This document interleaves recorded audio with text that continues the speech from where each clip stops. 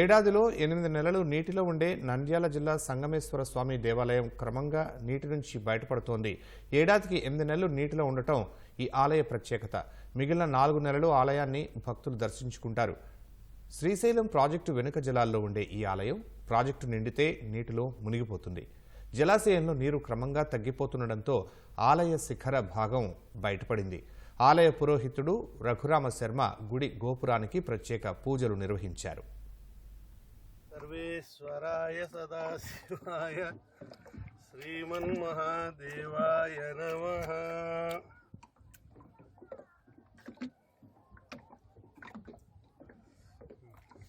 దండలు మహితన్నో రుద్ర ప్రచోదయాత్. महादेव्यै च विद्महे विष्णुपत्न्यै च धीमहि तन्नो लक्ष्मी प्रचोदयात्.